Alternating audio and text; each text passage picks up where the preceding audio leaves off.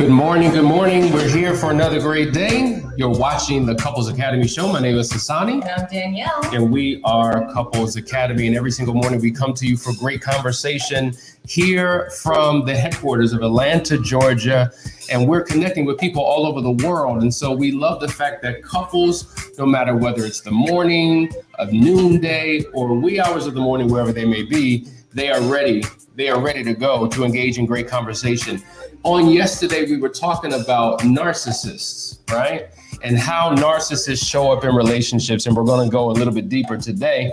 But Danielle, how you doing this morning? I'm doing good. I want to welcome some people because they're popping in so quick. Hey, Nish, good to see you.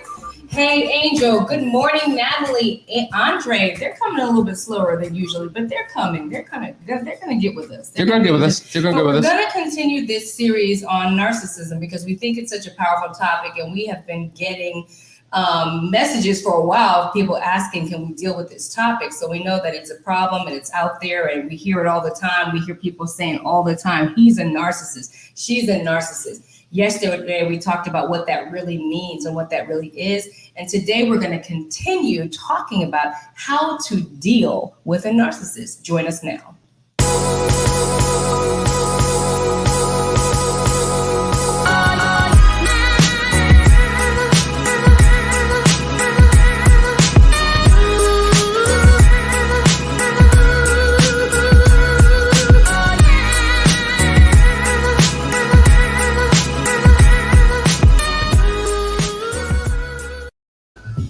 All right, we're back. You're back. So let's talk. Yeah. There's so much to get into. Yep. There's been so much great conversation and questions that came in on yesterday. So we want to dive right into this conversation. Well, let's do that. I'm sorry, on delay. Listen, guys, this topic, narcissist, is very, very serious. Many of you talk about this all the time. How do you deal with a narcissist that you love? They may not even be aware. We talked about this yesterday, that sometimes a narcissist does get tested and find out, but most of them don't. So we only know about 6% of the US population are narcissistic. But obviously there's a lot more. Number one, we hear about it so much. We see them in the news. We see them all over the place, right? But there's no official diagnosis. So if you have an undiagnosed narcissist, or you think that they are a narcissist, what do you actually do about it? That's what we're going to get into. So the first thing you want to do is determine which type of narcissist you're dealing with, because there are some narcissists that are very covert in their operations. So it's on the down low. They don't want anybody to know. When they're around others, friends, family, they show up as a pretty decent human being, right? But on the backside of that, when it's just you and them, when they think they have a private moment, things are said, behaviors take place, and the narcissism shows up in these covert ways where they're trying to kind of take you down and pick you apart. Or are you dealing with the more grandiose kind? And that's the kind that you would probably recognize. This guy or gal is the one that's big and showy and talking about themselves all the time. They wear all of their everything on their sleeve. There's no secrets in them because they're projecting this image of success, and I'm a winner and I'm great and you're not, right? There's always that little piece. It's bigger than I'm projecting how good I am, but I'm also projecting how small you are. And those are the things that you'll see when you're looking at the two various types. And there's something called the peacock, right? Think about a peacock when they spread their wings so that the world can see their beauty. They're, to your point, very showy and want the world to know how great they are. And even if they aren't all that, they have their own self-absorbed image of themselves, which is kind of like a delusion from reality sometimes, because they don't have a proper perspective of who they are. So self-awareness is so critically important for all of us, particularly the narcissists. If they could only see themselves, not through their own lenses, but through other people's lenses, maybe they would have a different perspective. Right. Well, that's true. But the big issue is that they are kind of trapped in their own self-perspective, their self-identity, which comes from a place of lack, honestly. And that's why they're projecting in this way. It's actually insecurity. So when you have the two different types, the one that's more covert, who's like on the down low with it, and only you hear and only you see, and you have somebody saying, if you only knew how this person really talks and really thinks and all of that, that's the one that's covert. And then you have the one that's out there and flashy. You need to know who you're dealing with so that you can set up a plan of how to deal with them moving forward. Number two, you want to check the annoyance level, right? Check to see like if there's an underlying annoyance that you feel with this person, because they tend to be quite antagonistic.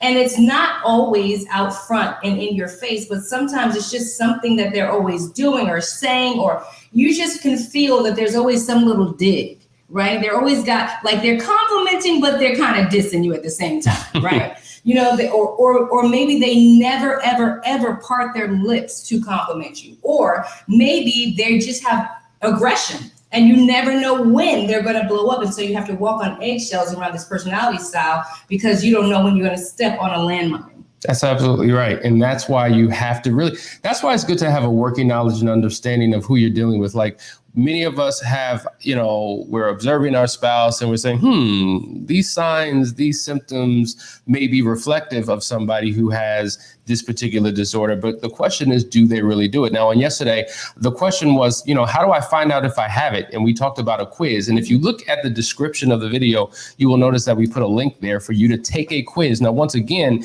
it is not officially being done by a claimed professional, licensed clinical professional, but it does give you some indication of where you fall in that spectrum. And so I would encourage you, go and take an official test, because once you have that test, being aware is so critically important, because then you know what to do with things. Very good. You want to say hi to some people? We got a lot of new folks in there. Calvin, Dejan, Hey, Calvin. Layla, Deborah, DJ, Lakeisha, Hey, DJ. Tori, Hey, DC Thornton. Good to see you, sis. Yeah. Man, Angel, Andre, Nisha, they're here. They're here. So let's keep this conversation going. 3, you have to appreciate where this mindset is coming from when you're dealing with a narcissist, because the fact that they are going to be challenging of you.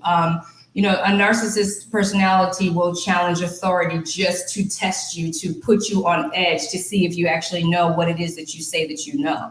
So when you understand that that personality style comes from a place of lack and self-worth, low self-worth and loathing, right? That's how they really feel inside. So they're projecting that on you. It's just like the bully in the playground, right? The bully in the playground is the big bad bully that'll beat everybody down. Nobody knows that at home, his dad or his mom is beating him down, right? So he's taking his abuse and he's putting it on you. And that's exactly what the narcissist is doing. So being aware of that. See, it's almost like you got to learn how to play the psychological game to deal with a narcissist, because a lot of it is psychological. Like they're projecting on you. And if you're unarmed and unaware of their tactics, they could have you actually thinking you crazy and something's wrong with you. So understanding that when they're projecting on you, it's exactly that. Their low self-worth, their insecurities are being projected on you. And you got to know that that comes from a place of hurt in their past. Well, as they say, hurt people hurt people. And man, this is some good stuff. So in essence, there are things that you can do when knowing that you're working with someone who has the traits, if not they're properly diagnosed, but at least has the traits of narcissism. How do you exist in this relationship? How do you make it work? Is there hope? Is there a possibility? Well, that's what we're talking about here today. Absolutely. Now, here's something else that you want to pay attention to. Evaluate the context of the situation, because, and we were just talking about this before, you know, a lot of times when you're in a relationship with a narcissist, when things are going well, it's because you did not get in the way of the narcissist's agenda, right? So you do have good times and you do have bad times, but anytime you have to confront, point out, correct anything that, or stop, or you object to any behavior, that's when you're going to move into conflict. And so it's like, you could say to yourself, well, you know, it's not that bad. We do have our good times, but pay attention to the context of the good times. Is it that they're really good times, which actually involves you, considering you, bringing you into the fold? You know, is it all centered and focused on the narcissistic agenda? You're right. And so that, I mean, listen, Let's have a real conversation, because whether we're talking about narcissism or any type of negative issue in a relationship, a lot of times the finger's pointed at the person with the bad behavior, but a lot of times we're complicit.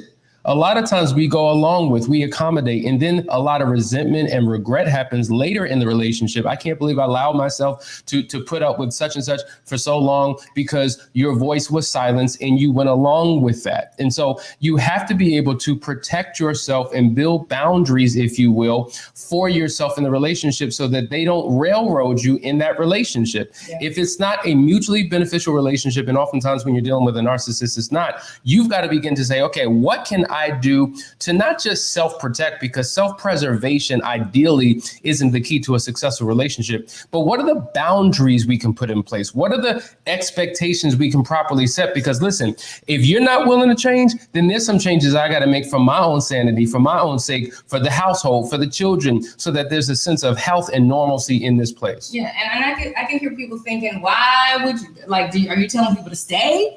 We don't tell people what to do. We don't tell people to stay or to go. That's for you to decide. I say this all the time. You decided to stay in this relationship. Now it's time to put the big girl panties on. I can't even count how many times I've had to have this conversation with women in particular who have decided to stay with someone. They are still going through the hell, but that's the decision that they made. And I'm here to help and support you in that decision, as long as your life and safety are not in jeopardy. That's a different situation. But if you've decided to stay, if you've decided to love through this, if you've decided to make room for God to intervene and make a miracle happen, then it's my responsibility to give you what you need to try to make that happen. Absolutely. And that's what this is about. So stay or go, that's not a decision that we tell people to make. Right. And we can't make that decision for you. The Even decision, if we did say it has to come from you, because when we listen, I remember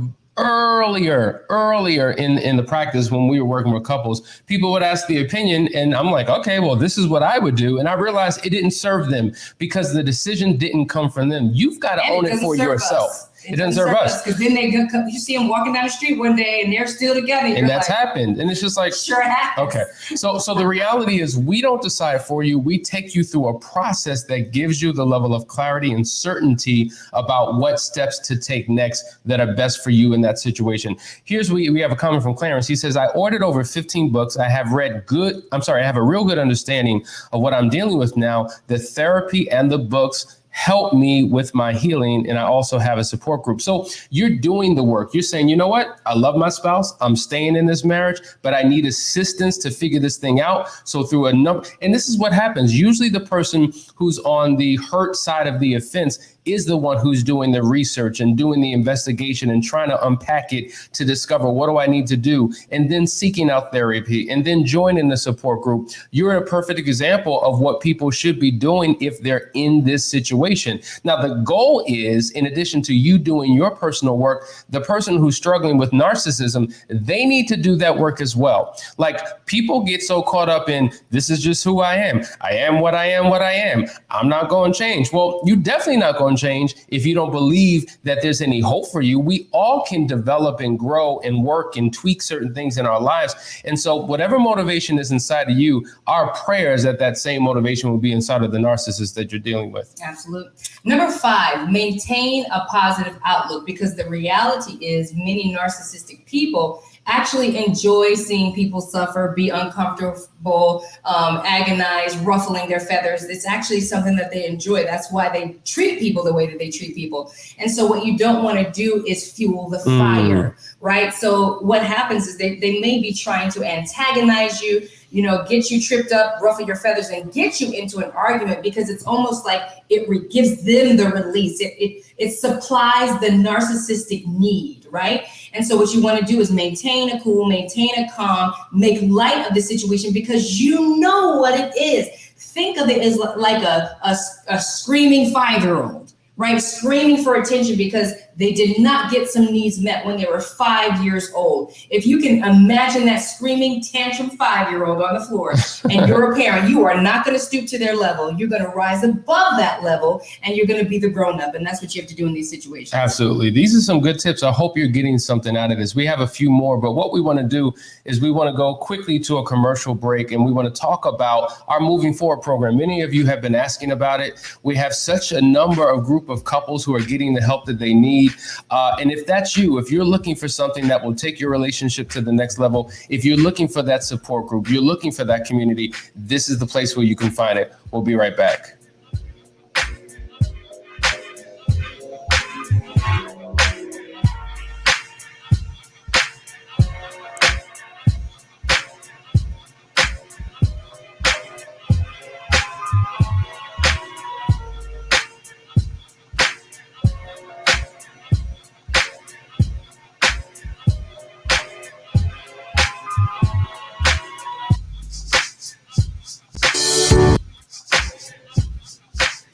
All right, guys, we're back. But one quick break. I want to show you something. So stay tuned for this quick, brief announcement.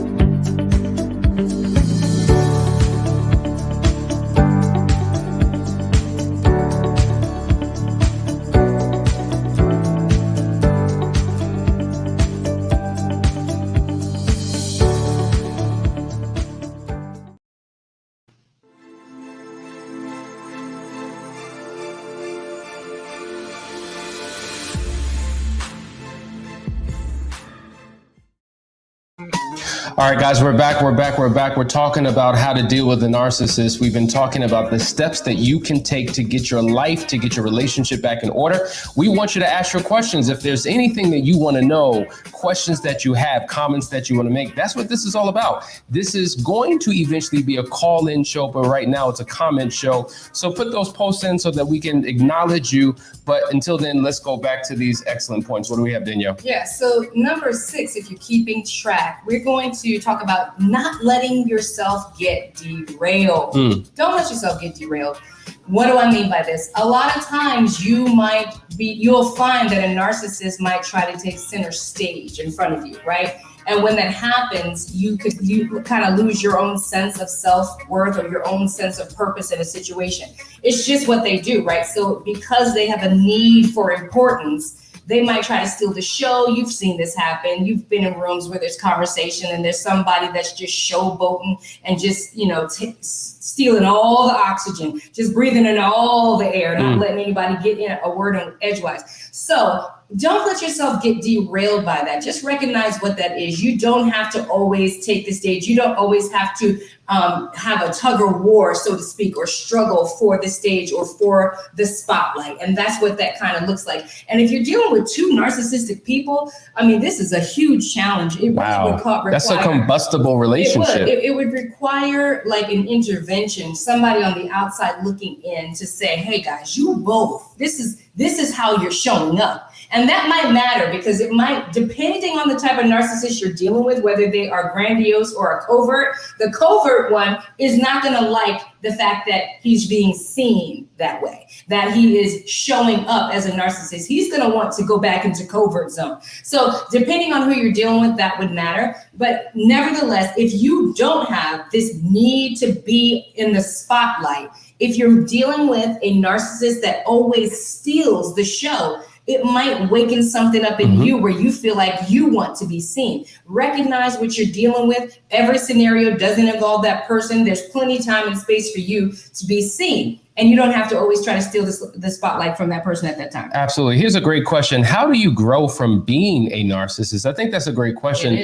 You know, at the end of the day, we talk about self-awareness. So number one is acknowledging that you are. So either, once again, you have traits of a narcissist, or you've been diagnosed. And then Danielle's gone through all the different kinds of narcissists. So the more knowledge you have about yourself, now you have at least the potential of a pathway to do something about it. Now, the reality is many of us, when people are going through situations in their relationship, a lot of times they want to take a break. A lot of times they want to separate. And we always hear that statement. Yeah, I'm just working on myself. I'm working on me. Well, what you doing?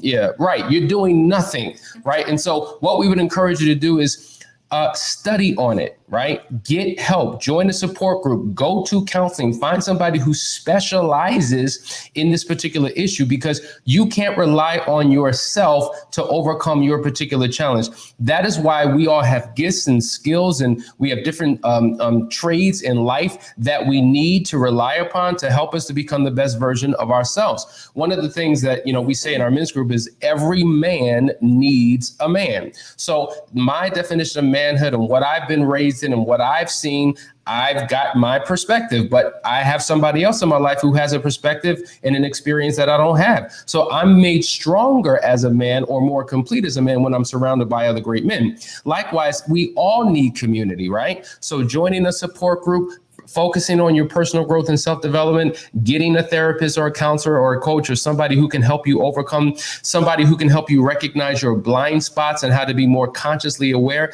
because many of us are unconsciously living life every single day because we're operating according to habits. And when you have a habit, you don't have to think about what to do. It's instinctual. You've been doing it long enough. The key is to identify the pattern that you're operating in and to break the habit and create a new pattern for your life. Those are the steps that you must take in order to become the best version of yourself, to grow within your particular issue. Good point. I had another point to add on to that, but I lost it. So we're going to move on. My answer was just that good. Was that good. Lene says, fascinating topic. I ordered that book, Rethinking Narcissism, from the library just to learn more about the subject. Man, I haven't heard about a library in a long time. Yeah. You said, I ain't buying it. I'm going to lease it for a couple weeks. You know what? Another point to consider, if you're married to someone who you see who has narcissistic tendencies, because you can have a whole host of narcissistic tendencies, but not actually be a narcissist. You can be egotistical, you can be misogynist, you can be critical, you can have a whole lot of that going on and maybe still not be a narcissist, which is a diagnosis and is a medical condition, right? But if you're dealing with somebody who has these tendencies and is teachable, you're in luck, because teachability is huge. If you will not pick up a book, if you will not read an article, if you will not watch a video, if can't nobody tell you nothing, it's almost like a hopeless cause. Yeah. Now your mission is literally how to maneuver around this narcissist that's never going to change. That's a big decision to make. And we were just talking about this. We have a morning routine that we do. And in our morning routine, we were talking about there's so many people who are just unteachable. Yeah. There's nothing worse than trying to have a conversation with somebody who just knows everything. You can't tell them nothing. And it's just like, what room is there to grow? I mean, we can't even have a conversation. I can't even have an opinion around an opinion. Like, can I just have my opinion and you have your opinion? Is that okay? And there's so many unwilling, unteachable, unmovable, stuck individuals who are trapped in their own way and never experience the beauties of life because they have this limited mindset that they've become, a slave to. How about that? They're so committed to it, they've become enslaved to it, and it's time to break yourself free. And so this is what we're talking about. The key to your relational restoration is your personal transformation. Remember, we talked about that yesterday. And when you're committed to becoming the best version of yourself, I don't care what your issue is, you will have a better relationship because your spouse becomes the number one benefactor of your personal change. So get this change, folks. We have a few more comments. Lene says, I'm sorry, I just read that. Clarence says, I have experienced everything that y'all talking about on this show. I have been in this marriage for the last 3 years. Yeah. That's a long time. He says his wife has NPD, so he's aware. Oh, he's aware. aware. Right. So that's an official diagnosis. And so with that, you just have to make, decisions. Sometimes you have to make difficult decisions about what life is going to look like and what you're going to do and how you're going to take things to the next level. Yeah. Number 7, keep a sense of humor. Why would you want to keep a sense of humor? Because you might find yourself quite often in situations where this person is saying things tongue in cheek, but really digging at your spirit, saying critical things to you with a smile on their face. They call it being nice, nasty. Okay, that's what they call it. They call it being nice, nasty. It's almost like, I see you, but you've said it and done it in such a covert way. If I call you on it, now I look crazy. Now you're going to make me look stupid in front of these people. And you already know that you're pushing my buttons. You know that you're heating up my thermometer inside. So what you've got to do is remember the child I said back a few minutes ago. Remember the 5-year-old child, right? Don't stoop to the level. Have a sense of humor and brush it off, knowing that this person, come on now, like seriously, we're not going to allow you to get under my skin, because that's the goal, to allow them to get under the skin. You got another? We got time. We got 1 minute. So you got to say what you got to say. We got one more point, number 8. And that is, sometimes the person just needs help. There's nothing that you can do. There's nothing that you can say. You need to recognize that and work on getting them in the hands of somebody that can actually support them, give them a diagnosis and a plan of awareness, because the narcissist really has no empathy. They can't feel you. So they need to go through a process to understand what to do, even when they don't know how to feel what to do. Guys, I hope you're getting something out of this. You need to subscribe. You need to share. You need to let everybody know about this particular show. Tomorrow, we're talking about, can a narcissist actually change? We're going to give you those steps. So we hope you enjoyed today's episode. We love you, and we will see you in the AM. Take care. Can bring us down. Can't nothing bring us down. Our love is too high. Bring us down. Can't nothing bring us down. Bring us down. Can't nothing bring us